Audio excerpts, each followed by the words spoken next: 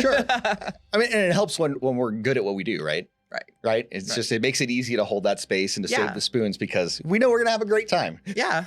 That's actually awesome that, we get that nice end to the day to be together. Sure. And that is honestly the meat and potatoes of what has kept us going together in unison. And oftentimes it's the glue of a relationship. Yeah.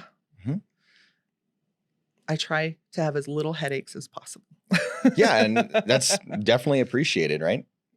But that's all part of the whole submission or willful or enthusiastic cooperation. So, but the idea is that testing in and of itself should be taken as an indicator of high interest. If she's trying to go ahead and test you, it's because she's interested. Or she's just that kind of person. And if she is just that kind of person, you might want to just steer clear of that. You're like, yeah, I'm going to refuse service to this customer. So by the gangplank, there's a little sign that says we reserve the right to refuse service to anyone. Oh, yeah, absolutely. Well, I mean, shoot, if you go into building an amazing boat and you are, a master of your craft, why in the world would you deal with that? It doesn't make any sense. It doesn't make any sense. And just like if you don't know what you're about and you sign up with this person who, you're like, oh yeah, I'm on board with this. But then you figure out this is not what it was. Well, if you would have done some research ahead of time rather than just leading with your, all your feelings and your the doe eyes and stuff, like, yeah, that's, well, if it isn't the consequences of your own actions. Well, if it isn't the consequences of your own actions. How about that? You mean due diligence is important to reduce risk in relationships? Shock. That's shocking. Oh my gosh. Speaking of due diligence, so testing the captain is kind of a big deal and is something that happens when there's high degrees of interest, and it's about testing the captain's character more than anything else. The next part is examining the itinerary. So the idea is you want to determine whether the captains are really going where they're saying they're going. So part of that's like testing the character, but to identify their circumstances and to see whether or not they have the capability to go where they claim they're going. And while the examination of an itinerary for a normal cruise or something like that is a direct process, you can go ahead and look at, hey, we're going to Nassau this day, we're going to Coco Key this day, we're going to go ahead and be at sea this day. In reality, it's a lot less direct in a relationship because it isn't so much, hey, a matter of do they have the fuel, do they have the logistics and the resources? A lot of times it is seeing whether their abilities match their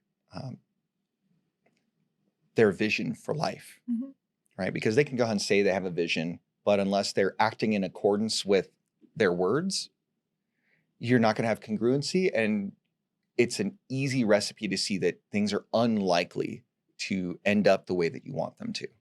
That is very true of all human relationships, especially when, you all can talk about, this and that and the other on a cursory level. But when somebody really shows you who you are or who they are, believe them. Believe them. Right. Like if somebody's talking up a big game, like all this stuff, and then they're like fooling around, one of these things is not like the others. Yeah. It's a problem. It's a problem. And you need to really, examine what's really happening there. And sometimes that does not need to go back into a renegotiation phase. It's just, these two things don't match. I'm just gonna not do this anymore. Hey, just walk past. Yeah. Because it doesn't match what your priorities are. And once again, it goes back to all of these prerogatives of the passenger require a degree of self-knowledge to successfully come to the negotiating phase and to select a captain. And unfortunately, especially when we're talking about romantic relationships, the romantic part is emphasized more than the relationship. Mhm.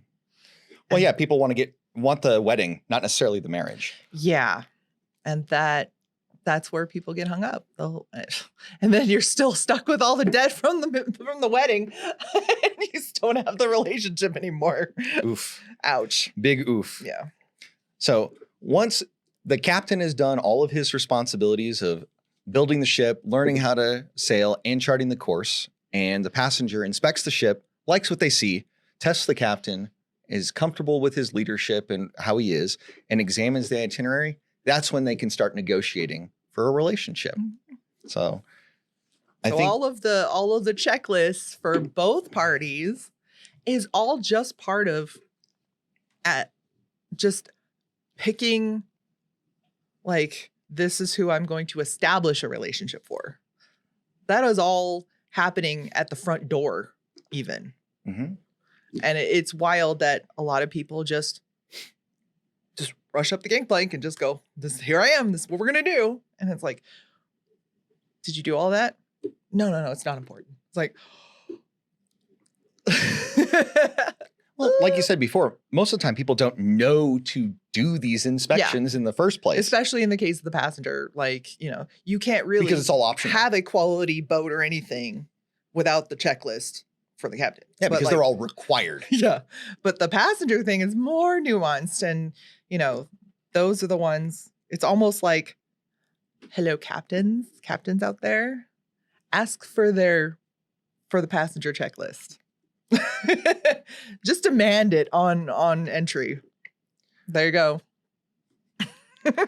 Yeah, I mean, it's probably for the best that way, to go ahead and really dig in on the passenger. But I think that because the prerogatives of the passenger are really more to be highlighted, because they get to go ahead and look for a good that is relatively rare in society, that by exercising their prerogatives, that due diligence process is a two-way street.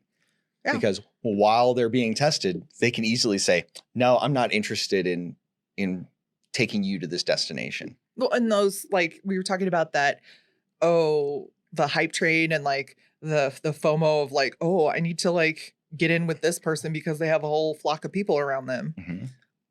One of those things that might be able, and I would venture personally to say it will probably be able to get you up to the front of the crowd, is just be like, here's my checklist. This is what I'm looking for. You seem to match. Can we vibe? Doing that alone would be like, this is somebody who thinks about things. Yeah. I mean, that directness takes a little bit of the romance out of it. But I think that there is something to be said about a well-qualified candidate being very straightforward about their desire to be in relationship. Yeah, those people are like, you're taking all the romance out of it. It's just making it so like clinical. It's like, well, how's that romance, hearts and flowers, working for you? And maybe people just have very different priorities in life, and that's okay. That's not what we would advocate for. But hey, to each their own. Not going to pee in their cereal. Exactly. They can go ahead and ride every speedboat, every yacht that they want. Exactly. It's like those are like those checklists and stuff kind of mostly out the window if you just look for speedboat.